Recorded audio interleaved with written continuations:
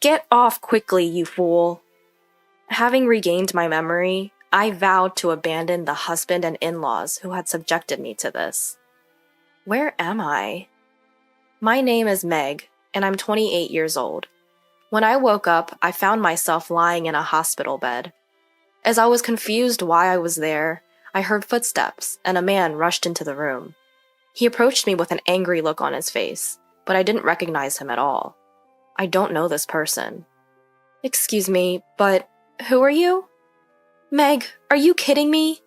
If you're awake, you must be fine, so leave the hospital right away. Being hospitalized is such an overreaction. You're dragging me into this mess. He yelled at me like that. How rude of him to shout at me upon our first meeting. Hearing his raised voice, a nurse and a security guard came running and took the man away. As I was still frozen in shock, my mother, Mary, entered the room, with her eyes filled with tears. Meg, you're awake. I'm so glad. We were so worried about you. But I had no idea what she was talking about. My poker-faced brother Jake was also crying for some reason. My father, Ken, was also teary, stood behind them. According to them, I was found collapsed in front of my house. I had suffered a concussion from the fall and had sustained a large cut on my head that required multiple stitches, but I didn't remember any of it. Since I bled a lot from my head, a neighbor had called an ambulance. That's what my mother told me. Mom, who was that aggressive man who came in earlier? An aggressive man? Now it was my family's turn to be puzzled. After speaking with the nurse and security guard who had taken the man away, we found out that the aggressive man was supposedly my husband. Wait. I'm married? I have absolutely no memory of that. Meg, are you serious? My brother looked at me with a worried expression. Why did I collapse in front of that house? That guy earlier was yelling at me to leave the hospital right away. Do you have amnesia? My mother muttered, then hurried to press the nurse call button. After she explained the situation to the nurse, I was subjected to a series of medical tests. There were too many tests to be completed in one day, and since the test results wouldn't be available immediately, many people came to visit me while I waited. My coworkers brought me my favorite snacks, flowers, fruit, and other get-well gifts, and some even brought me personal gifts. My friends also came to see me one after another, worried about me. But in the midst of all of this, how long are you going to stay in the hospital? Do you know how much money this is costing? Who do you think is paying for this? Leave the hospital as soon as possible. What a lazy wife you are. Get back to work quickly. We're short-staffed because of you. Among the many visitors, the people who said these unbelievable things were my husband Kevin and his parents. When my father happened to witness their behavior, he was initially taken aback by the sight of them that he had never seen before. My daughter has been seriously injured. She's in the hospital because she needs to be. You heartless people shouldn't be saying such things to her. But he soon retorted in a voice I couldn't have imagined from his usually mild-mannered demeanor. Please leave immediately. My brother and mother sided with my father. Please don't come here anymore. That day, I left hurriedly due to my family's fierce stance, but my husband and in-laws still came persistently, complaining and shouting about when I would be discharged and how much trouble I was causing. Eventually, I was moved to a private room, and they were denied visitation.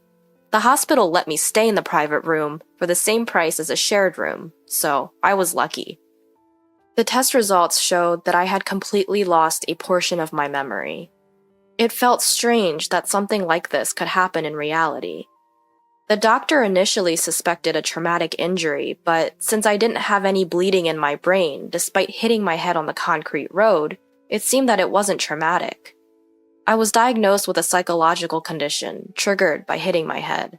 I really don't understand anything. I can't even remember my husband's face, and I can't believe I was married to him. Apparently, I was married and living with my in-laws. My husband, Kevin, is 35 years old. He was working at my in-laws' store. I was working as a secretary at another company, so we were both working. However, my actions were monitored by Kevin and my in-laws. They took my salary, and it didn't seem like a happy married life. They checked my work schedule, and on my days off, I was helping at the store, ran by my in-laws, without pay. When my salary was deposited, almost all of it was withdrawn, leaving me with no money to use, and I was responsible for all of the household chores as a wife. Despite working the same condition, Kevin would say, "Why do I have to do the housework? Isn't that a woman's job? Don't push your work onto me." He didn't do anything around the house. Moreover, he would blame me for every failure and hurl verbal abuse, like useless and slow-witted, at me. I was also constantly nagged by my in-laws about housework, work, and not being able to conceive a child. I couldn't even get a proper mealtime in this house. Of course, with such a life, it seemed that my exhaustion was accumulating. Kevin used to drive me to and from work, but it wasn't out of love. It was to monitor me, so I wouldn't waste money or take detours. My coworker and friend Betty told me about my married life. I had apparently talked to Betty about my troubles with my marriage to Kevin and living with my in-laws. As I listened to Betty's story, I gradually began to remember the day I got injured. That day, as usual, my husband was yelling at me in the car on our way home from an outing. "You took so long for shopping, and now we're going to be late for our appointment. What are you going to do about it, you slowpoke?" It wasn't my shopping. I was looking for something your mom asked for. If you had helped me to look, we would have finished sooner. Don't make excuses. It's something you were asked to get. Every time I go out with you, I end up in a bad mood. I should have never come along. My husband didn't stop yelling at me for nearly an hour, and when we got home and I tried to get out of the car, my still angry husband said, "Hurry up and get out, you idiot!" And with that, he pushed me out of the driver's seat. I then fell out of the car, hitting my head on the concrete ground. Despite this, my husband didn't stop. He just drove off somewhere. A neighbor saw me lying there, motionless and bleeding from my head, and called an ambulance for me. Since I remembered this, I called the police and told them about the incident. The investigation proceeded. A nearby security camera footage confirmed that my memory was true. When I heard this, my body shook with anger. Why did I have to endure such treatment? I swore in my heart that I would make him pay the appropriate price. Although the fact that I was married to Kevin still feels vague and like someone else's business, my strong fatigue, my emaciated body, and the blood test results all show that my condition was terrible. It must have been the married life Betty told me about. Of course, after being discharged from the hospital, I didn't go back to the house with Kevin and his in-laws, but returned to my parents' home. At my parents' home, I was treated like a princess. "Meg, today we made your favorite, fried chicken. Eat as much as you like. Today, your dad bought a cake. Let's all eat it together later." In this way, my mother prepared delicious meals every day, and my father and brother took great care of me. Thanks to my mother's delicious cooking, my body gradually recovered, day by day. My workplace was understanding, and they told me to take a leave of absence and return to work after fully resting. Because of my life at parents' home, not only did my accident injuries heal, but my body's fatigue also improved, and my hair and skin, which had been in terrible condition right after being admitted to the hospital, became beautiful again. It became clear how much stress I had been under in my married life. Suddenly, anxiety crossed my mind. Does being married mean I have to go back to that house? Such anxiety unconsciously slipped out of my mouth. Don't worry about that. Nobody would force our precious daughter to return to a house that pushed her this far. You should divorce him and cut ties as soon as possible. My mother said so, and after discussing it with my family, they decided to ask a lawyer who was a friend of my father. This lawyer knows me since I was a child and had a long relationship with my father. After hearing my situation, the lawyer, like my family, angrily agreed to help. Thanks to the skilled lawyer, the process of divorce started smoothly. Meanwhile, at the house where Kevin and his in-laws lived, Kevin and his parents were fuming. "When is she coming back? The housework and the store can't run smoothly without her. We need her back as soon as possible." When Kevin said that, his mother-in-law also said, "She's already been discharged from the hospital, right? Why isn't she coming back here? Instead of resting, she should give birth to at least one heir." My father-in-law expressed his indignation as well. "She's such a spoiled wife. When she comes back, we need to straighten her out." In fact, they called my parents home almost every day. "Meg is there, right? Why isn't she coming back here? Her body has recovered, hasn't it? We have a business here, so please let her return as soon as possible." My brother, who had answered the phone, told me what they had said. My family unanimously said that I didn't need to go back, but I wanted to go and get my belongings. I consulted with a lawyer, and my father decided to accompany me. From that day on, my husband's family was in deep trouble. As soon as I entered the house, "How long are you going to stay at your parents' house? What have you been doing without answering the phone? You're such an irresponsible wife. Hurry up and get back to work. There's a mountain of housework and work waiting for you." Kevin and my in-laws started blaming me. As the lawyer and my father entered the room, they were momentarily surprised and closed their mouths. "Why didn't you come back alone? Why did you bring a lawyer? What do they have to do with this?" But then started scolding me again. "Let's sit down and talk for a moment." The lawyer calmed them down and led them to the living room with my father. I went upstairs to my room to pack my stuff. Why did I need to come back to this house? I remembered that I left important evidence of the emotional abuse here. I had kept a diary where I recorded Kevin and my in-laws' words and actions along with the dates. The lawyer told me that it was very important as evidence, and I also had another piece of evidence that I had always hidden from my in-laws. As I was packing, "What's that? Who agreed to the divorce? Don't make decisions on your own." I heard a loud bang on the desk. My body reflexively tensed up, and I crouched down. It seemed that my father and the lawyer had been discussing the divorce. I quickly grabbed my packed belongings and rushed downstairs. Just then, Kevin came out of the entrance and said, "What's with the luggage? Aren't you coming back? Are you the one saying you want a divorce? Explain yourself properly." As he tried to grab me, the lawyer intervened just in time.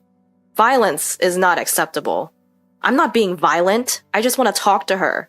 "Hey, you need to talk first." As he tried to approach me again, the doorbell rang with a ding-dong. "Yes? Who is it?" My mother-in-law answered the intercom. "We are the police. Is Kevin Davis at home?"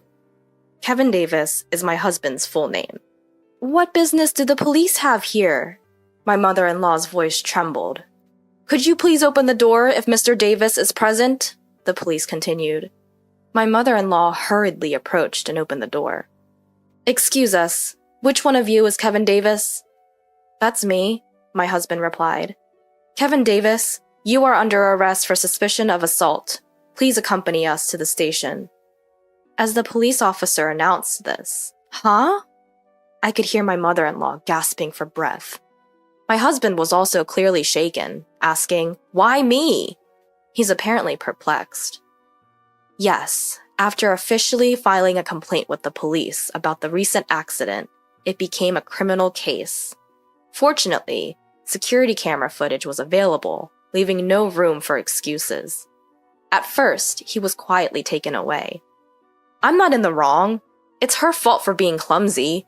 It's just an exaggeration because I pushed her a little. I'm not in the wrong. Meg, are you listening? Hey, hurry up and withdraw the complaint." He gradually began to shout. As he yelled loudly, neighbors began to gather. At the entrance, "Kevin, why? How come, Kevin?" my mother-in-law cried out. My father-in-law seemed completely dumbfounded. Ignoring my in-laws, my father, the lawyer, and I left the house. Since then, we sent a certified letter demanding a divorce to my in-laws and my husband, citing the incident and the ongoing emotional abuse. The emotional abuse was meticulously documented in the diary I had retrieved from the house. And that day, when Kevin slammed his head on the table and raised his voice, my memory had fully returned.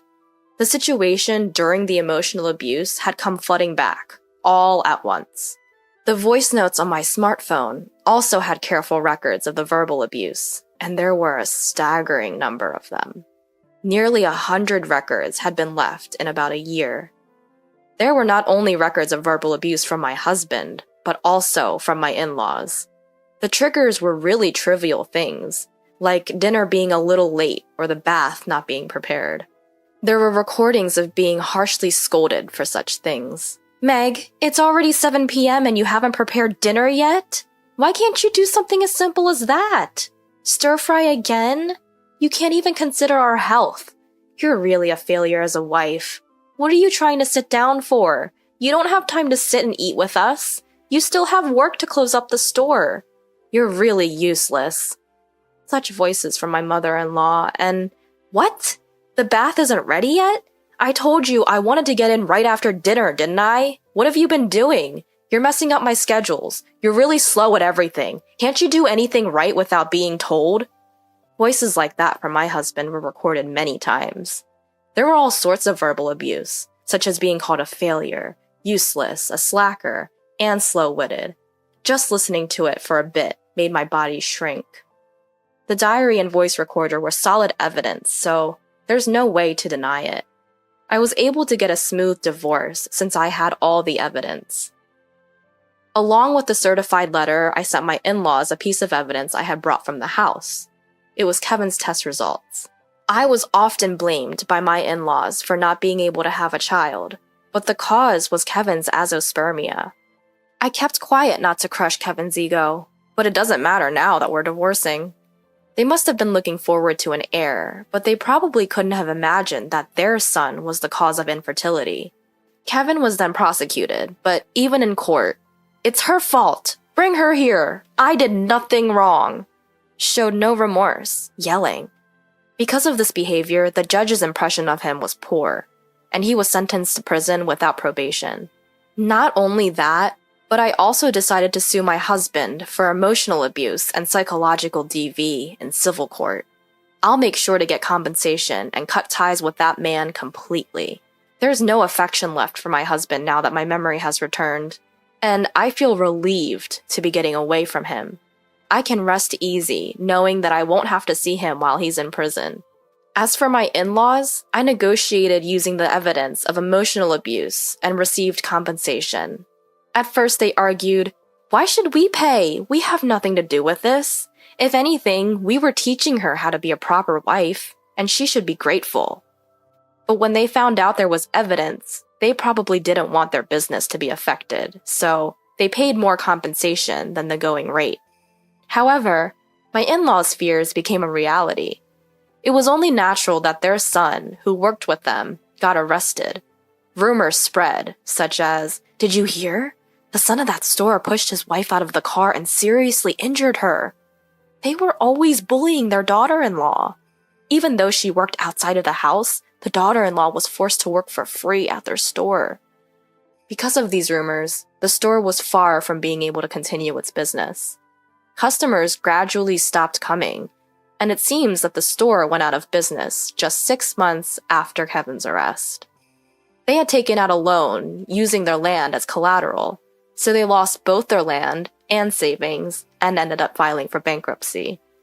Now, they are living modestly in an old apartment, receiving welfare. I wonder if the three of them will live together once Kevin is released. It's none of my business anymore. "Meg, would you like to go out for dinner tonight?" My boss and current boyfriend Ronald cheerfully asks me after work. "Stop it, everyone's still here." "Oh, you two are always so lovey-dovey, I can't even watch." We don't care the teasing from our colleagues. "I made a reservation, so let's get going." He pretends not to hear me. A few years after my husband's arrest and since his release, he has been supporting me, always listening to my troubles as I was being harassed by my ex. Eventually, he gave me rides to and from work. One day, my ex approached me suddenly, saying, "Meg, I have something to talk about. Let's live together again. I've changed my ways, so I'm sure we can make it work." Ronald stepped between us and said, "Stop bothering her." My ex fought back, saying, "This has nothing to do with you. It's between me and Meg. Stay out of it." Ronald replied, "Meg is important to me. You need to give up on her already. I'll call the police. I won't hold back if I see you again. Thankfully, I haven't seen my ex since then. Ronald used to play sports, so he has a good physique and a strong face, which was probably very effective against my not-so-large ex. He's also a sweets lover, which is a cute contrast to his tough appearance.